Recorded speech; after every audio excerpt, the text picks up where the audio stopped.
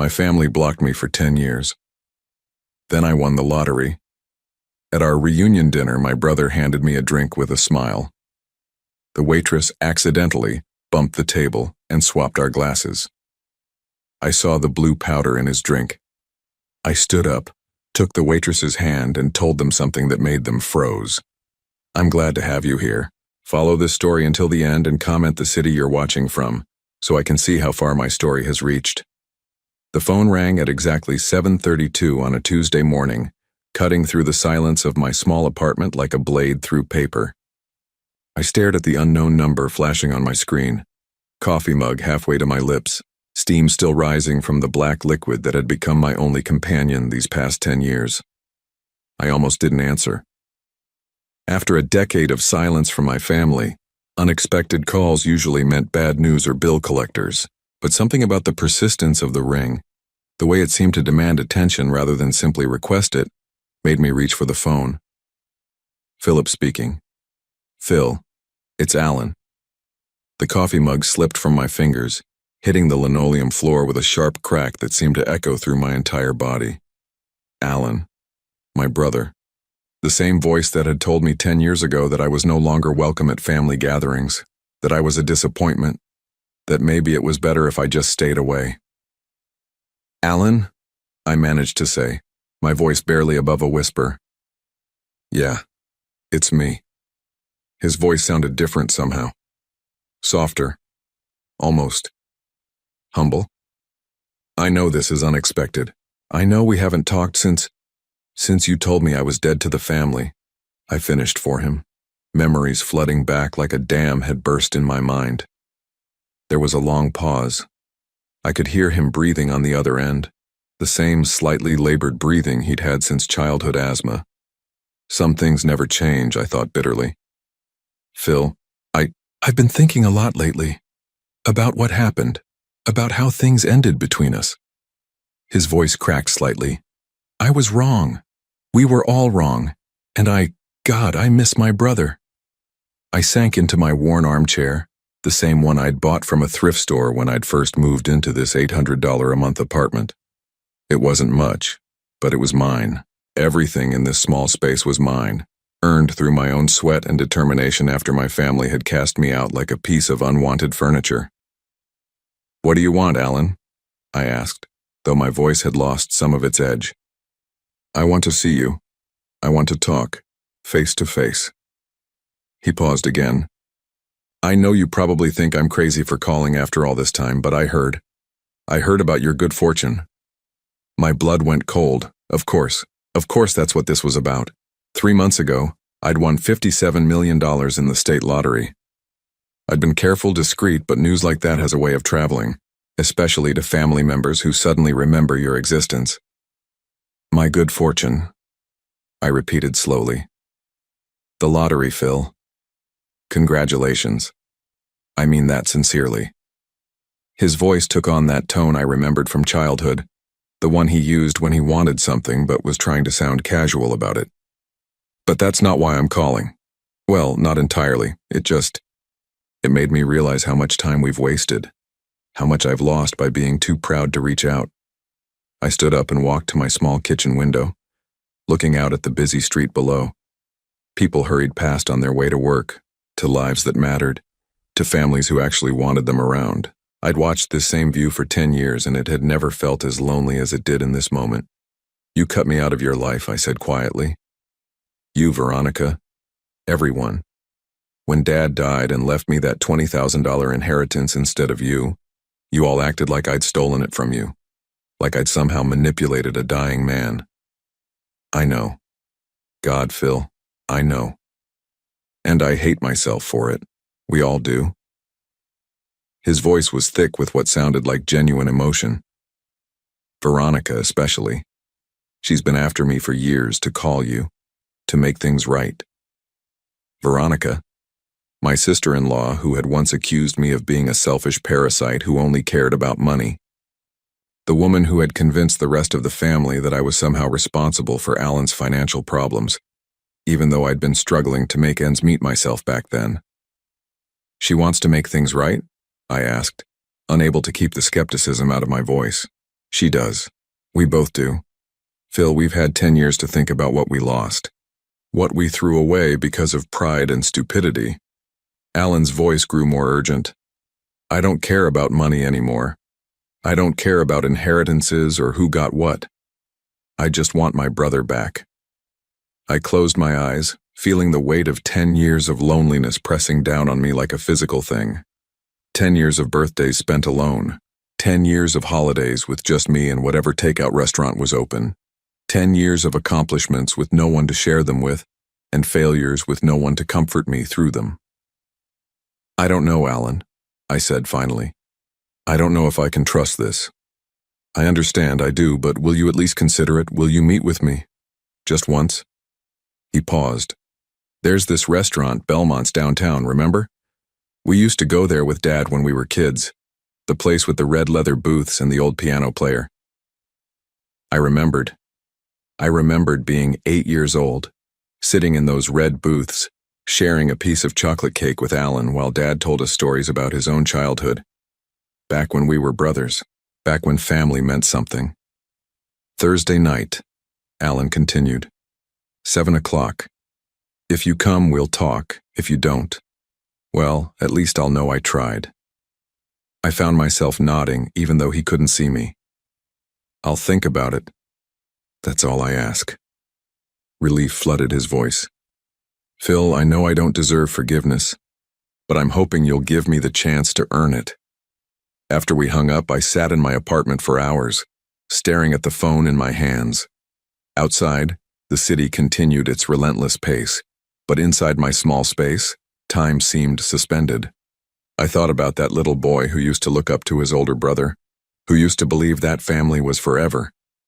I thought about the man I'd become, successful in my own quiet way, financially secure for the first time in my life, but still carrying the wound of rejection that had never quite healed. I thought about the way Alan's voice had sounded. Different. Older, maybe. Sadder. Could people really change? Could 10 years of separation make someone realize what they'd lost? By Wednesday evening, I'd made up my mind. I would go to Belmont's. I would sit in one of those red leather booths and listen to what Alan had to say. Maybe it was foolish. Maybe I was setting myself up for another heartbreak. But the alternative was spending the rest of my life wondering what might have been. I chose my clothes carefully. Nothing too expensive that might remind him of the lottery money, but nothing too shabby either. A simple navy shirt, dark jeans, my old leather jacket that I'd had since before our falling out. I wanted to look like the brother he remembered, not the wealthy stranger I'd become. As I walked toward Belmont's on Thursday evening, my heart hammered against my ribs with a rhythm I hadn't felt since I was a teenager asking someone to prom. The restaurant's warm glow spilled onto the sidewalk, and I could hear the faint sound of piano music drifting through the windows. Some things, at least, remained the same. I paused at the entrance, my hand on the brass handle that had been polished smooth by thousands of hands over the decades. This was it. This was the moment that would either begin healing a 10-year wound or tear it open all over again. But as I stood there, something cold settled in my stomach. A feeling I couldn't quite name, like the moment before a storm when the air becomes heavy and electric. I told myself it was just nerves, just the natural anxiety of seeing family after so long. Still, the feeling lingered as I pulled open the door and stepped inside. The hostess smiled warmly and led me through the familiar maze of tables toward the back corner where Alan had said he'd be waiting. And there he was, sitting in our old booth, looking older and grayer than I remembered, but unmistakably my brother. He stood when he saw me approaching, and for a moment neither of us moved. Then he stepped forward, arms outstretched, and embraced me like no time had passed at all.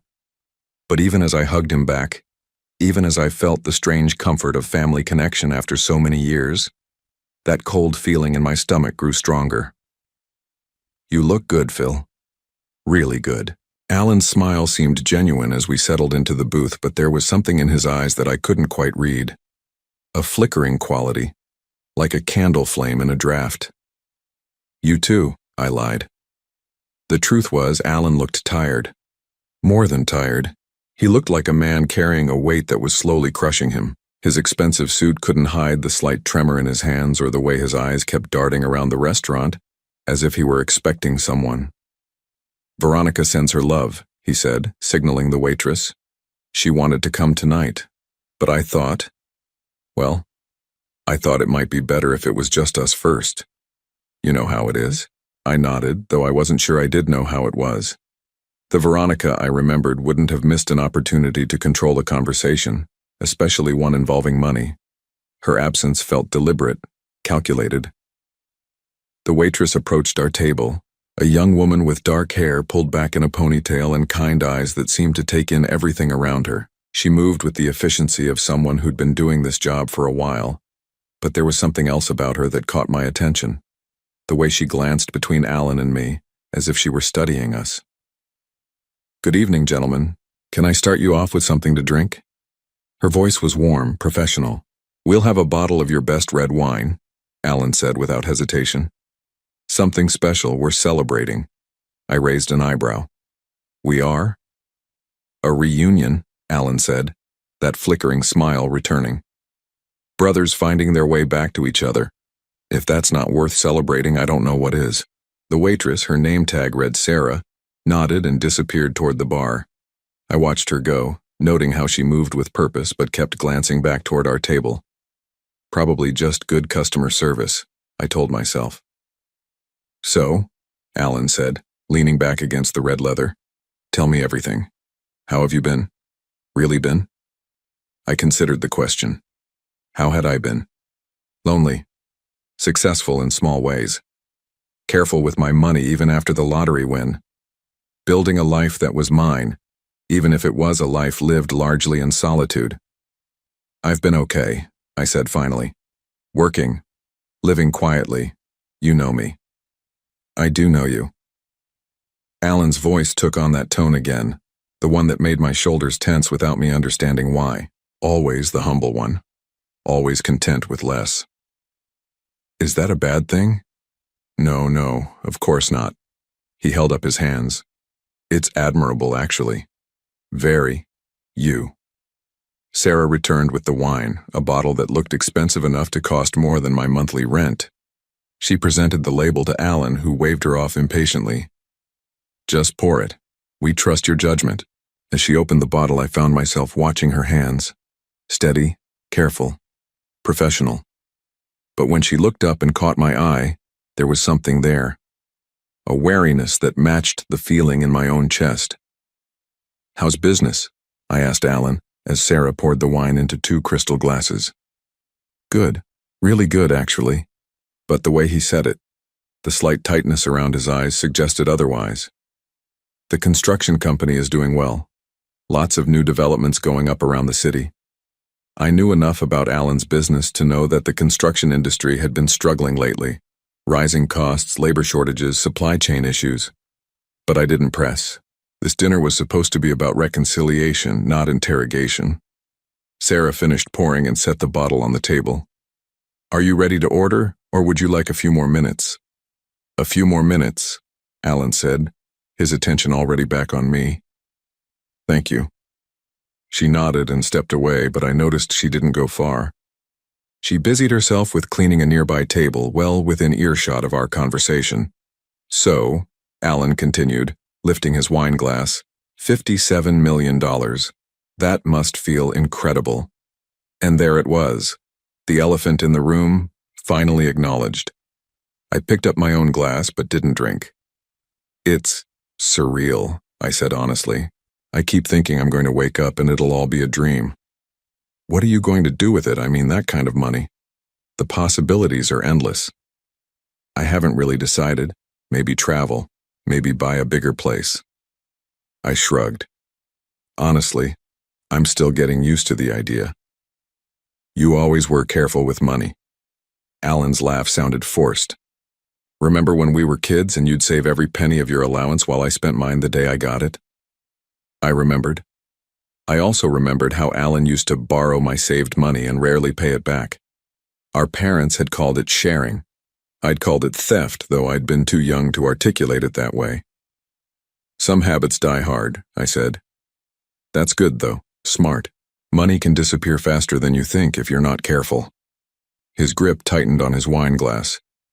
Trust me on that. There was something in his voice, a bitterness that made me look at him more closely. The expensive suit, I realized, was slightly wrinkled. His watch, which I'd assumed was new, had a small scratch on the face. The signs were subtle, but they were there. Alan, are you okay? Financially, I mean? His face went through a series of micro-expressions: surprise, defensiveness, calculation, and finally something that looked almost like relief. Why would you ask that? Just a feeling. He was quiet for a long moment, swirling the wine in his glass. When he looked up at me again, his eyes were bright with what might have been tears. Things have been challenging. The business took some hits during the pandemic. We overextended on a couple of projects. He took a shaky breath. I didn't want to burden you with this, that's not why I called. But even as he said it, I could see that it was exactly why he'd called. The timing was too perfect. A brother he hadn't spoken to in 10 years suddenly reaching out just months after that brother became wealthy beyond imagination. How bad is it? I asked. Bad enough? He managed a weak smile. But we're working through it. Veronica's been amazing, really. Cutting back, finding ways to save money, we'll figure it out. Sarah appeared beside our table again, this time with a basket of bread and a small plate of olive oil. Have you decided what you'd like to order? She asked. Actually, Alan said, could you give us just a few more minutes? We're having an important conversation. Of course. But as she turned to leave, she caught my eye again, and this time the wariness was unmistakable. More than wariness. It was almost like a warning. Phil, Alan continued once she was gone, I need you to know something. This dinner, this conversation, it's not about money. It's not about the lottery. It's about us, about family. I wanted to believe him. God, how I wanted to believe him. But every instinct I'd developed during 10 years of solitude was screaming that something was wrong. I know you probably think I'm here because of the money, Alan continued. And I understand why you'd think that. Our history isn't great when it comes to financial issues. No, it's not. But I've learned from that. We all have.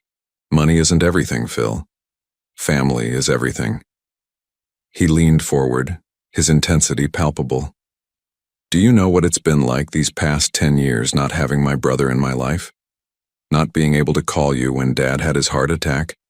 Not being able to share the good times or ask for advice during the bad ones? His words hit me harder than I'd expected, because the truth was I did know. I knew exactly what it had been like because I'd lived it too. Every birthday, every holiday, every milestone, all of them marked by the absence of family. I've missed you, I said quietly. More than I wanted to admit. Then let's not waste any more time. Alan lifted his wine glass again. To second chances, to family, to the future. He waited for me to lift my glass. The wine caught the light from the overhead fixture, deep red and rich. Around us, the restaurant hummed with quiet conversation and the gentle notes of the piano player in the corner, the same elderly man who'd been playing here since we were children. But as I reached for my glass, I caught sight of Sarah again. She was at the bar now, but her attention was fixed on our table, and the expression on her face wasn't just wary anymore, it was alarmed. She took a step toward us, then stopped, as if fighting an internal battle.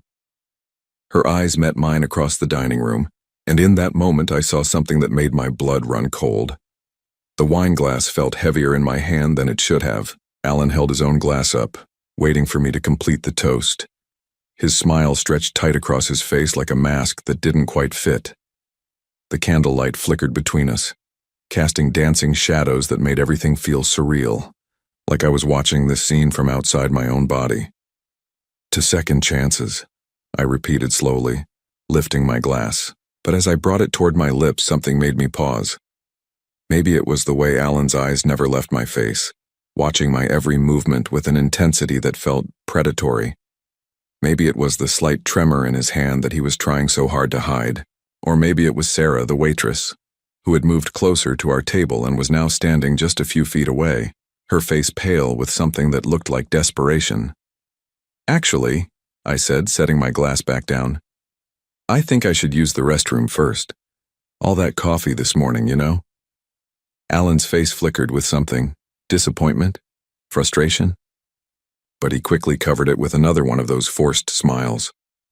"Of course. Take your time." As I stood up, I caught Sarah's eye. She gave me the smallest nod, so subtle I almost missed it. But in that nod, I saw confirmation of something I'd been feeling since the moment I walked into this restaurant. I was in danger. The restroom was small and dimly lit, with old-fashioned fixtures that belonged to another era. I splashed cold water on my face, staring at my reflection in the spotted mirror. What was I doing here? What had I expected from this reunion? That Alan would magically be the brother I remembered from childhood? That 10 years of silence and resentment would disappear over dinner and wine? I dried my hands with a paper towel, trying to organize my thoughts. Maybe I was being paranoid. Maybe the isolation of the past decade had made me suspicious of everyone, even family. Maybe Alan really had changed, really did want to reconcile. But as I reached for the door handle, I heard footsteps in the hallway outside. Quick, urgent footsteps that stopped right outside the restroom door. "Sir?" It was Sarah's voice, barely above a whisper. "Sir, please, I need to tell you something." I opened the door carefully. The hallway was empty except for Sarah, who looked around nervously before stepping closer. "I'm sorry to bother you, but I had to warn you." Her words came out in a rush. "I saw something, at your table, when you went to the restroom." My stomach dropped. "What did you see?" "Your brother, he put something in your drink. A small packet, blue powder. He was very careful, very quick, but I saw it." Her hands were shaking. "I've been working here for 3 years, and I've never seen anything like it." The world seemed to tilt sideways. I gripped the doorframe to steady myself. "Are you sure?" "Completely sure. I was watching because something felt off about him all evening. The way he kept checking his phone, the way he insisted on ordering specific wine, the way he kept looking toward the entrance like he was expecting someone." She took a shaky breath. "Sir, I don't think you should go back to that table." But even as she said it, I knew I had to. I had to see this through, had to understand what my own brother was planning to do to me. "Thank you," I said quietly. "Thank you for telling me." "What are you going to do?" I thought for a moment. "I'm going back to the table, but I need you to do something for me." Sarah nodded eagerly. "When I get back, I'm going to ask for fresh glasses. I'm going to say something about mine having a spot on it. Can you help me with that?" "Of course. But sir, maybe you should just leave. Call the police." "Not yet. I need to understand why. I need to know what's really happening here." I walked back to the table on unsteady legs, my mind racing. Alan looked up as I approached, that same forced smile plastered on his face. "Feel better?" he asked. "Much, thanks." I sat down and looked at my wine glass, still sitting exactly where I'd left it. To anyone else, it would look perfectly normal. Crystal clear, deep red wine. Nothing unusual about it at all. "Actually, could we get fresh glasses? This one has a spot on it." Alan's face went through a series of micro-expressions, surprise, confusion, then something darker. "A spot? I don't see anything." "Just here, on the rim." I pointed to an imaginary mark. "I'm probably being too picky, but you know how I am." Sarah appeared at our table as if summoned. "Is everything all right, gentlemen?" "Could we get fresh glasses, please?" I asked. "This one seems to have a spot." "Of course." She gathered both glasses quickly and efficiently. "I'll be right back with clean ones." As she walked away, Alan watched her go with an expression I couldn't quite read. When he turned back to me, his smile was gone.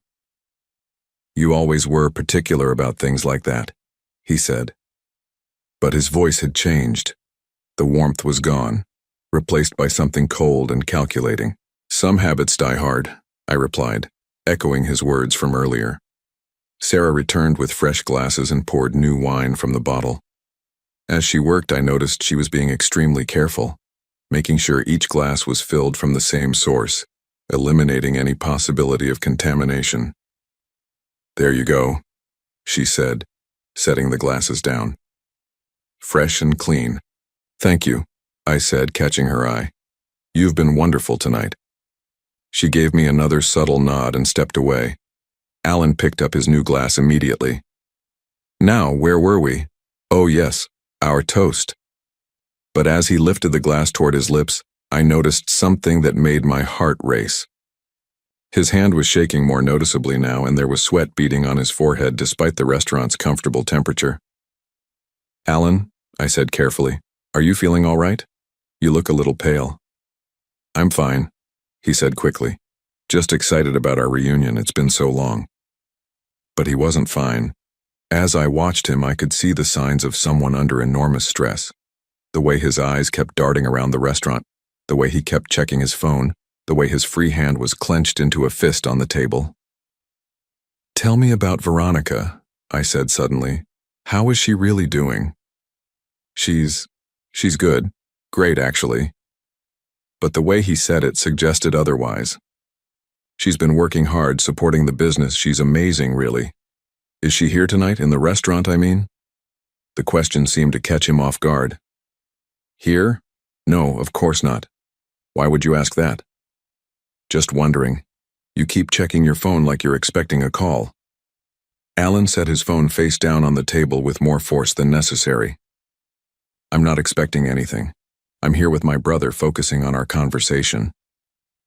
But even as he said it, the phone buzzed with a text message. Alan glanced at it quickly, then back at me, his face now openly troubled. "Everything okay?" I asked. "Fine, everything's fine." He lifted his wine glass again. "Come on, Phil, let's have that toast, to family, to the future." This time, I lifted my glass as well. But as we brought them together in the traditional clink of crystal against crystal, something happened that changed everything. Sarah appeared beside our table again, this time carrying a tray with what looked like a complimentary appetizer. But as she approached, she seemed to stumble slightly, bumping into the table just as our glasses met. In the confusion of the moment, our glasses jostled together, wine sloshing between them. Sarah steadied herself quickly, apologizing profusely, but in those few seconds of chaos something had happened. Our glasses had somehow switched positions. "I'm so sorry," Sarah said, her voice filled with genuine distress. "How clumsy of me. Let me get you fresh drinks." "No need," Alan said quickly, too quickly. "No harm done." But his eyes were fixed on the glasses, and I could see him trying to figure out which was which. In the dim candlelight with the identical crystal and identical wine, it would be impossible to tell them apart. "Actually," I said, reaching for the glass closest to me, "I think we're fine. Right, Alan?" He nodded slowly, his face pale now, sweat more visible on his forehead. "Right, we're fine." I lifted my glass, or what I thought was my glass, toward my lips, watching Alan over the rim. He was staring at me with an expression I'd never seen before. Not the loving brother from our childhood. Not even the angry, resentful man who had cut me out of his life 10 years ago. This was the face of someone desperate, someone dangerous, someone who had been caught in an act so terrible that there was no going back. "To family," I said, and took a sip. Alan lifted his own glass with trembling hands. As the wine touched his lips, I saw something in his eyes that made my blood run cold. It wasn't just desperation anymore. The wine had barely touched Alan's lips when I saw the change in his expression. What started as forced confidence crumbled into something raw and terrified. He set his glass down with shaking hands, his face now ashen under the restaurant's warm lighting.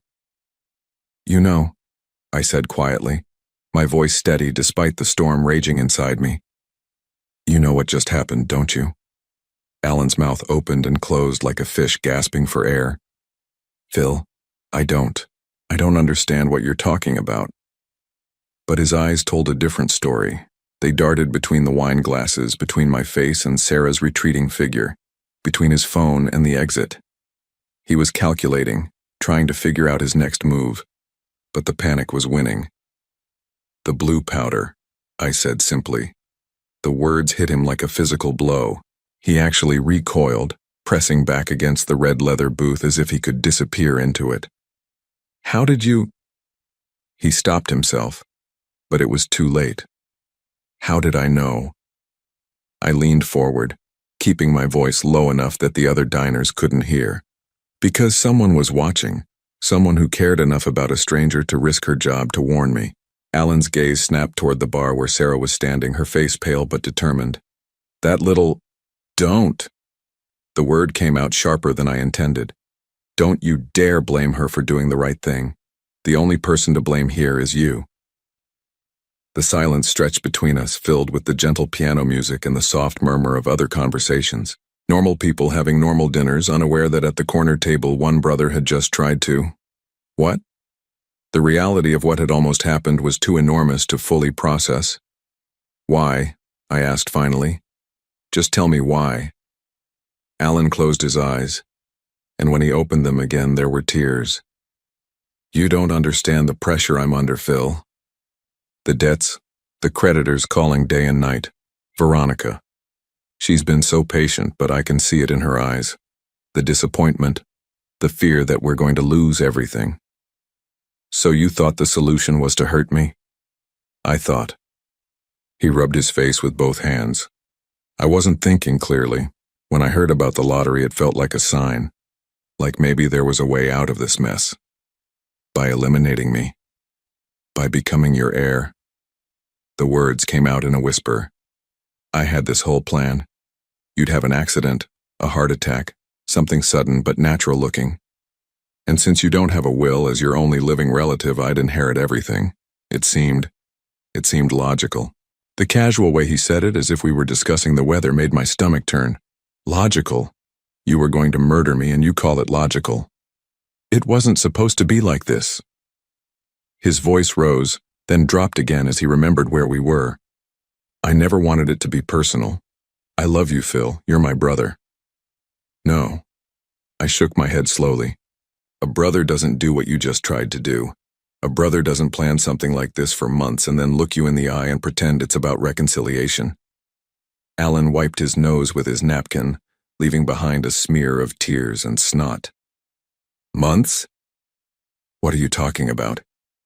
I reached into my jacket pocket and pulled out a small digital recorder. Alan's eyes widened as I set it on the table between us. I hired a private investigator 3 weeks ago, I said. The day after you called me. You what? I'm not stupid, Alan. A brother who hasn't spoken to me in 10 years suddenly wants to reconcile right after I win the lottery? I knew something was wrong.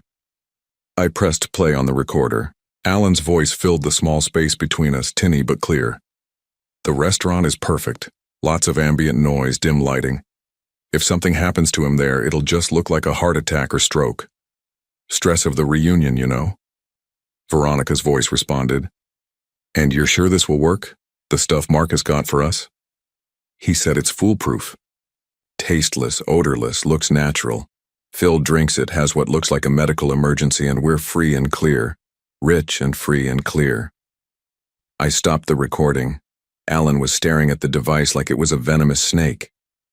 Marcus? I asked. Who's Marcus? Alan's face somehow managed to go even paler. How long have you been recording us? Long enough to know that this wasn't a spur-of-the-moment decision.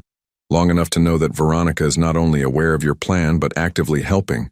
Long enough to know that you've been planning my death since the week after the lottery numbers were announced. Phil, please, you have to understand. I understand perfectly. You and your wife decided that $57 million was worth more than my life. I picked up the recorder and slipped it back into my pocket. The question now is what I'm going to do about it. Alan leaned forward desperately. We can work this out. We're family. We can figure out a solution that works for everyone. A solution? I almost laughed. You just tried to kill me, Alan. In what universe is there a solution to that? The money, I'll pay you back. Whatever you want, I'll give you. With what? You just told me you're broke. He was spiraling now, grasping at anything that might save him. The business, I'll sign over the business. You can have everything. I don't want your failing construction company. I don't want anything from you except an explanation. Help me understand how the brother who used to share his Halloween candy with me turned into someone who could plan my murder. Alan was quiet for a long time, staring at his hands folded on the table. When he finally spoke, his voice was barely audible. It started small, a few bad investments, some contracts that went sideways. I thought I could fix it, you know. I thought if I just worked harder, made better deals, everything would be okay. He looked up at me with red-rimmed eyes. But it kept getting worse. The hole kept getting deeper. And then Veronica started talking about what would happen if we lost everything. The house, the business, our reputation. She said people would never respect us again. So you decided to kill me. It wasn't supposed to feel like killing. It was supposed to be cleaner than that. More like a business transaction. The words hung in the air between us like poison gas. I felt sick, not just from what he'd tried to do, but from the realization that this person sitting across from me wasn't my brother anymore. Maybe he never had been. Maybe the Alan I remembered from childhood was just a story I'd told myself to make sense of a relationship that had always been one-sided. There's something else you should know, I said quietly, something the private investigator discovered. Alan's face went white. What? Marcus, your supplier. He's an undercover police officer. The glass slipped from Alan's hand, hitting the table with a sharp crack that drew stares from nearby diners. Wine spread across the white tablecloth like blood. That's impossible. The entire operation has been under surveillance for months. They've been building a case against a network of people who've been providing substances to desperate individuals. You're not their first customer, Alan. You're just the one who's going to help them close the net. I could see his mind working, trying to process this new information, but the stuff he gave us was harmless. Probably just crushed vitamins or sugar. They wanted to see how far you'd go, what you'd actually do when the moment came. I leaned back against the booth, suddenly feeling exhausted. Congratulations, you passed their test. Alan put his head in his hands. Around us, the restaurant continued its peaceful evening rhythm, unaware that at table 12, a man's entire world was collapsing. What happens now? He asked without looking up. Now? Now you have a choice. I signaled Sarah, who approached our table cautiously. I'd like the check, please. Of course, she said, but she was looking at Alan with concern. Is everything all right? Everything's fine, I told her. Thank you for everything tonight. You probably saved my life. She nodded once and disappeared toward the front of the restaurant. Alan finally looked up. What choice? You can turn yourself in, cooperate with the police, help them build their case against the network. Maybe you'll get a reduced sentence for cooperation. Or I call Detective Morrison right now and you try to run. But I should mention that there are 2 officers in the parking lot who've been watching this restaurant all evening, and 1 more at the back exit. I pulled out my phone. Your choice, Alan, but either way, this ends tonight. His shoulders sagged as the fight went out of him completely. Will you visit me? In prison? I considered the question seriously. I don't know. Maybe someday. When I figured out how to forgive you for being willing to watch me die. I wouldn't have watched, I would have left before. Don't. I stood up, dropping cash on the table to cover the bill. Just don't. You've said enough. As I turned to leave, Alan called my name one last time. Phil, I really did miss you. That part wasn't a lie. I stopped but didn't turn around. The sad thing is, I believe you. But missing someone and loving someone are 2 different things. If you'd loved me, none of this would have happened. I walked out of Belmont's without looking back, leaving Alan sitting alone in the red leather booth where we'd shared so many childhood memories. As I stepped into the cool night air, I saw Sarah waiting by the front door. Thank you, I said simply. I'm just glad you're okay. She hesitated. What will happen to him? He'll face the consequences of his choices. We all do, eventually. She nodded, then surprised me by extending her hand. I'm Sarah, by the way. Sarah Chen. Philip Hayes, I said, shaking her hand. And I owe you a debt I can never repay. Buy me coffee sometime. she said with a small smile. We'll call it even. As I walked to my car, I realized that in the span of one evening, I'd lost a brother and possibly gained something else entirely. The night air was crisp and clean, and for the first time in 10 years, I felt truly free. 3 days passed before I could bring myself to answer my phone again. It had been ringing constantly, reporters who'd somehow gotten hold of the story, distant relatives suddenly concerned about my well-being, and several calls from numbers I didn't recognize. But it was Detective Morrison's call that I finally accepted. Mr. Hayes, I wanted to update you on the situation with your brother. I was sitting in my apartment staring out at the same street view I'd looked at for 10 years, but everything felt different now. The world seemed sharper, more real, as if a fog I hadn't realized was there had finally lifted. How is he? I asked, surprising myself with the question. He's cooperating fully. Signed a confession yesterday and has been providing information about the network. Marcus, the undercover officer, said he's never seen someone so eager to help with an investigation. That sounds like Alan. He always did better when someone else was making the decisions. Detective Morrison was quiet for a moment. Mr. Hayes, can I ask you something? Off the record? Sure. How did you know? To hire a private investigator, I mean. Most people would have just been happy to hear from family after so long. I thought about the question. 10 years ago, when our father died, Alan accused me of manipulating the will. He said I'd somehow convinced a dying man to change his inheritance. The accusation hurt, but what hurt more was realizing that Alan truly believed I was capable of that kind of deception. I paused, watching a woman walk her dog on the sidewalk below. When he called about the lottery money, I heard that same tone in his voice. That same assumption that I was someone who could be manipulated or who would manipulate others. I realized he'd never really known me at all. So you protected yourself. I protected myself, and it turned out I was right to. After hanging up with Detective Morrison, I found myself thinking about Veronica. The recording had captured her voice clearly. Her eager participation in planning what they'd thought would be my death. I wondered if she was sleeping at night, if she felt any remorse, or if she was simply angry that their plan had failed. My phone buzzed with a text message from an unknown number. Coffee tomorrow? The offer still stands. Sarah. I stared at the message for a long time before responding. Yes, where and when? Her reply came quickly.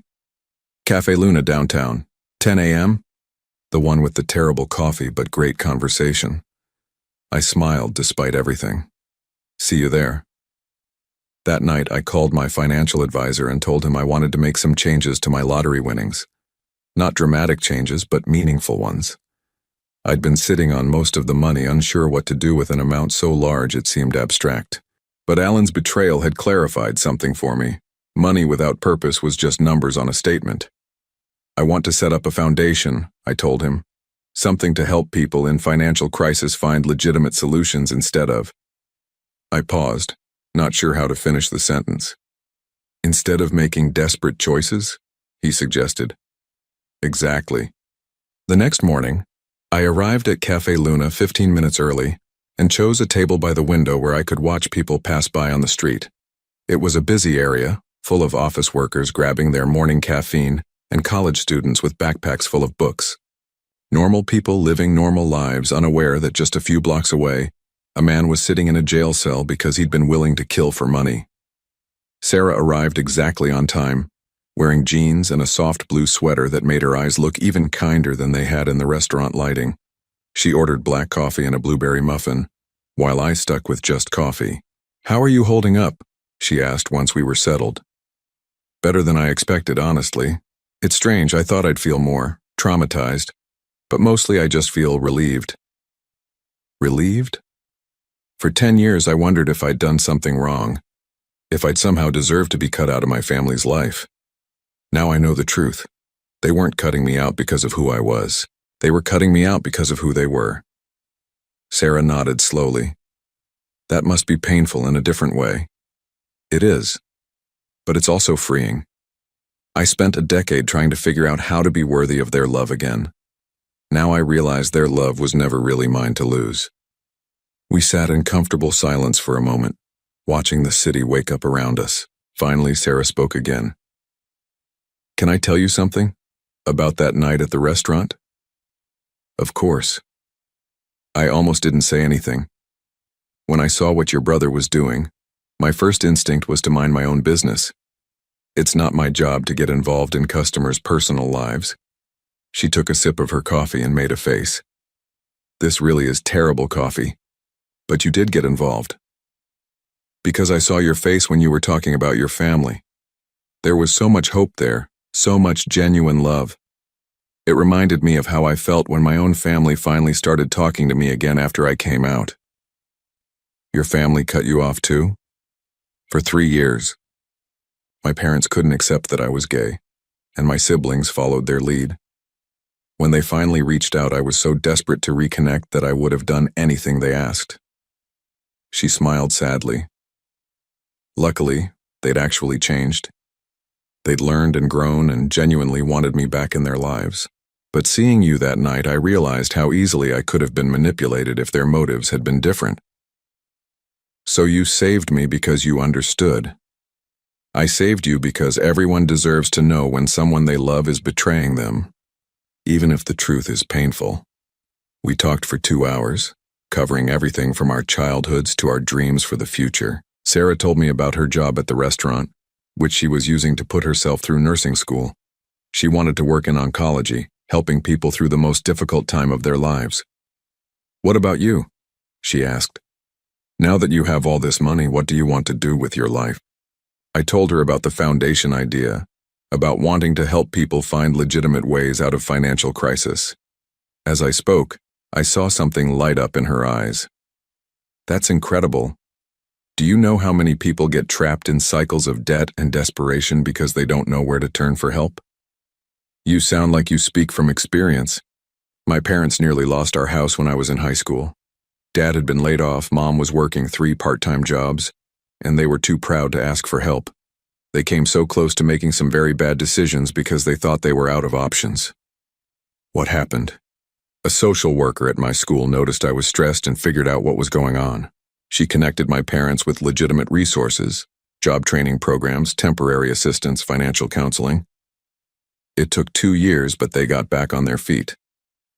Sarah leaned forward, her excitement evident. That's exactly what your foundation could do. Be that bridge between desperation and hope. As we left the cafe, Sarah surprised me by asking, "Would you like to have dinner sometime? Somewhere that serves better coffee?" I found myself smiling, really smiling, for the first time since this whole ordeal began. I'd like that very much. That afternoon, I received an unexpected visitor. Veronica stood at my apartment door looking haggard and years older than when I'd last seen her. Her usually perfect hair was unkempt, her makeup smudged, and her expensive clothes wrinkled. "Philip, we need to talk." I considered not letting her in, but curiosity won. I opened the door wider and gestured toward the living room. "Thank you," she said, settling onto my couch as if her legs could no longer support her weight. "What do you want, Veronica?" "I want to apologize. I want to explain. I want to—" She stopped, covering her face with her hands. "I don't know what I want anymore." "Did Alan send you?" "Alan doesn't even know I'm here. He's not speaking to me right now. He blames me for pushing him into this." "Did you push him?" She was quiet for so long I thought she wouldn't answer. Finally, she looked up, her eyes red with tears. "I was scared, Philip. We were drowning in debt, and every day brought more bad news. The business was failing, the house was in foreclosure, and I could see Alan falling apart. When we heard about your lottery win..." She shrugged helplessly. "It felt like a lifeline." "So you decided I should die for it?" "We convinced ourselves it wouldn't really be murder, that it would look natural, like a medical emergency. We told ourselves you wouldn't suffer, that you wouldn't even know what was happening." She laughed bitterly. "We made up this whole story about how you'd want us to be financially secure, how you'd understand if you knew how desperate we were. But you knew I would never willingly give you that money. Because we'd been horrible to you for 10 years. Because we'd cut you out over $20,000 when you'd probably give us 10 times that now without thinking twice about it. More tears fell. We destroyed our relationship with you over pride and greed, and then we were too ashamed to admit we'd been wrong. I sat down across from her, studying this woman who had once been family. What do you want from me now, Veronica? Forgiveness, I suppose, though I know I don't deserve it. You're right. You don't deserve it. But maybe someday I'll be able to forgive you anyway.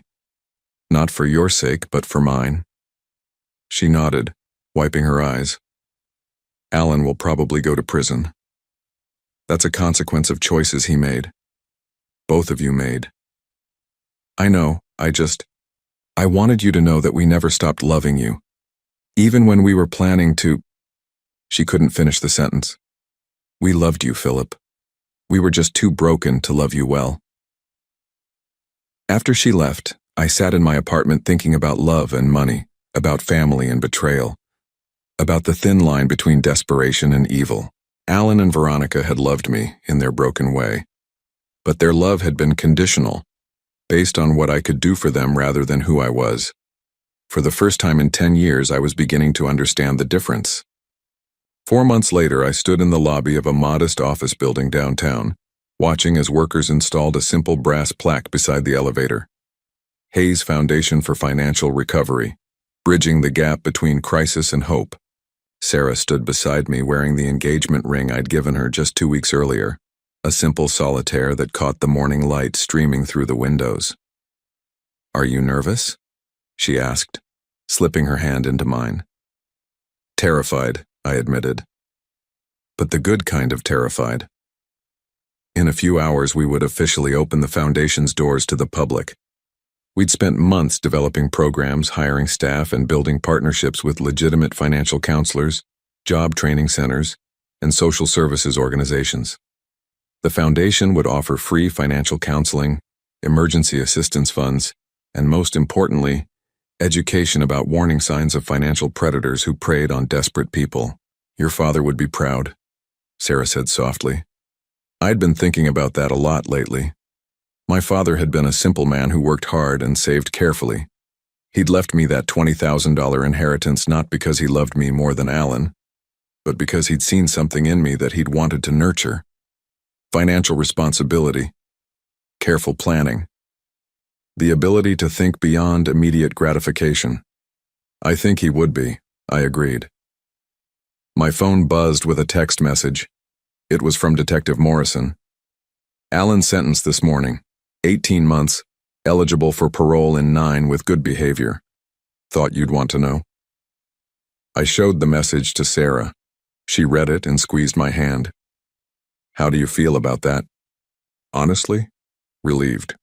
I was worried he'd get a much longer sentence, and despite everything, I didn't want him to spend years in prison. Have you thought about visiting him? I have. I'm not ready yet, but maybe someday. When I can look at him and see my brother instead of the man who tried to kill me. The elevator doors opened and our first appointment stepped out. A young woman about Sarah's age, holding a folder full of papers and looking like she was carrying the weight of the world on her shoulders. This was exactly why we'd started the foundation. To help people like her find legitimate solutions before desperation drove them to make dangerous choices. Sarah and I exchanged glances. Ready? She asked. Ready. The first few months of running the foundation taught me more about human nature than I'd learned in 50 years of living. We saw people from all walks of life, construction workers who'd been injured on the job, single mothers struggling to afford childcare, elderly people on fixed incomes facing unexpected medical bills, young adults drowning in student loan debt. What struck me most was how often people apologized for needing help.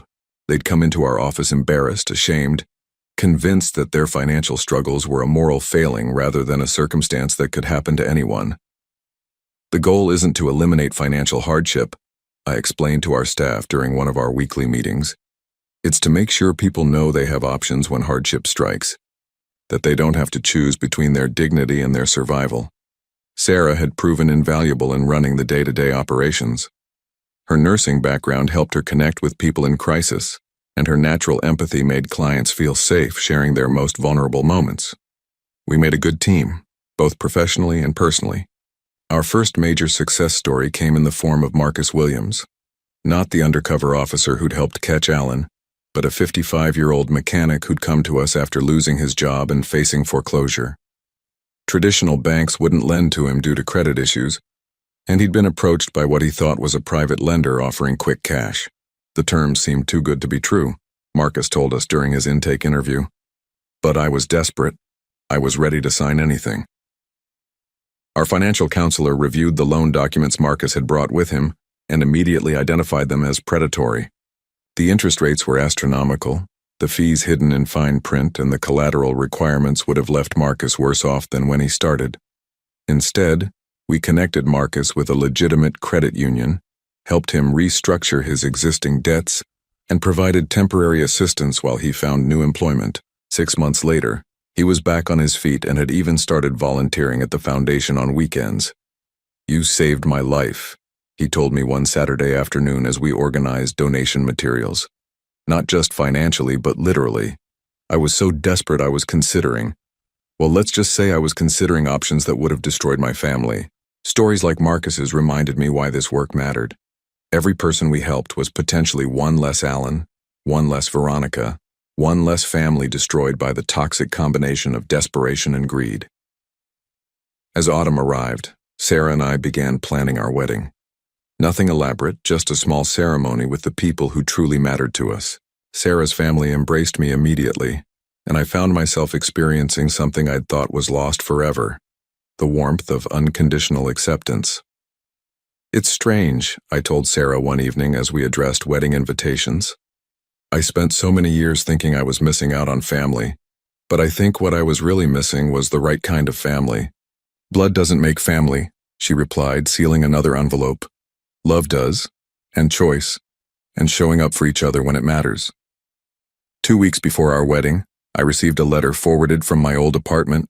Alan had somehow gotten the address wrong. The envelope was thin, just a single sheet of paper in Alan's familiar handwriting.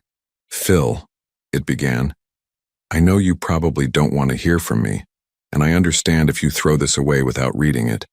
But I needed to try to explain, not to excuse what I did, but to help you understand that it was never about you.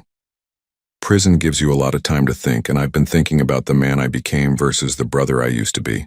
Somewhere along the way, I started measuring my worth by my bank account instead of my character. Veronica and I fed off each other's fears and insecurities until we convinced ourselves that money was more important than anything else, including your life. I don't expect forgiveness. I don't deserve it. But I want you to know that I'm getting help here. Therapy, financial counseling, job training. I'm learning to be the kind of person who deserves a second chance, even if I never get one. I heard about your foundation from Veronica. She's been following the news coverage, and she told me about all the people you're helping. It doesn't surprise me that you turned your pain into something that helps others. You always were the better brother. I hope you're happy, Phil. I hope you found the family you deserve, because you deserve so much more than the one you were born into. Love, though I know I lost the right to say that. Alan." I read the letter twice, then showed it to Sarah. She read it carefully, then handed it back to me. "What do you think?" I asked. "I think he's learning. Whether he's truly changed or just saying what he thinks you want to hear, I don't know. But he's taking responsibility, which is more than a lot of people do." "Should I write back?" "Not yet. Maybe not ever. That's entirely up to you, and there's no wrong choice." I folded the letter carefully and put it in my desk drawer. Perhaps someday I'd be ready to respond. Or perhaps this one-way communication was enough. Alan expressing his remorse, me reading it, and choosing whether to carry it forward.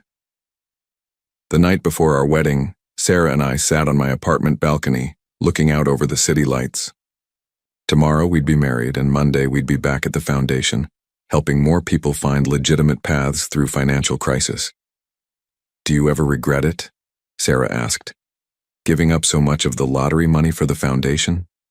"Never." I meant it. The foundation had already helped over 200 families, and we were expanding our services to include prevention education in high schools and colleges. Money sitting in a bank account doesn't change lives. Money in motion, money with purpose. That's what makes a difference. Even after everything your family put you through, you're still using your good fortune to help people avoid making the same mistakes they made. Especially because of what they put me through. I know what desperation feels like, and I know how easy it is to convince yourself that there are no legitimate options left. I took her hand, running my thumb over her engagement ring. But there are always options. Sometimes you just need someone to help you see them. The next morning, I woke up in my small apartment for the last time. After the wedding, Sarah and I would move into a modest house we'd bought together. Nothing ostentatious, but comfortable enough to start the family we both wanted. As I got dressed for my wedding, I thought about the journey that had brought me here. 10 years of loneliness followed by a betrayal so profound it could have destroyed my faith in human nature. Instead, it had led me to Sarah, to the foundation, to a life with more meaning than I'd ever imagined possible. I picked up my phone and scrolled through my contacts until I found Detective Morrison's number. "Mr. Hayes, congratulations on your wedding day." "Thank you, Detective. I was calling to ask about something. The network that Alan was involved with. How many people were caught?" 14 so far, including 3 suppliers and 11 potential victims who were actually planning to hurt others. Your brother's cooperation was instrumental in shutting down the entire operation. Good, that's really good. Mr. Hayes, if you don't mind me saying so, what your brother tried to do to you was horrific. But the way you've responded, with the foundation, with forgiveness instead of revenge, that's the kind of justice that actually makes the world better. After hanging up, I looked at myself in the mirror one last time. 50 years old, getting married for the first time, starting a new life built on love instead of blood, on choice instead of obligation. At the church, Sarah's father walked her down the aisle, while her mother dabbed at her eyes with a tissue. My side of the church was filled with friends from the foundation, colleagues from my old job, and neighbors who'd become family over the years. A chosen family, built on mutual respect and genuine affection. As Sarah and I exchanged vows, promising to love and support each other through whatever life brought our way, I thought about Alan sitting in his prison cell. I hoped he was getting the help he needed. I hoped he would find a way to build a life worth living when he got out. But mostly, I hoped he would understand that forgiveness wasn't something I could give him. It was something he would have to give himself. The reception was held in the church fellowship hall, decorated with simple flowers and filled with the sound of genuine laughter. As Sarah and I had our first dance, I felt a peace I'd never experienced before. This was what family was supposed to feel like: safe, supportive, unconditionally loving. Later that evening, as we drove away from the reception toward our honeymoon, Sarah took my hand. "Any regrets?" she asked with a smile. I thought about the question seriously. Regrets about my family? About the 10 years of isolation? About the brother who'd tried to kill me for money? "None," I said, and meant every word. Every painful step led me here, to you, to this life. I wouldn't change any of it.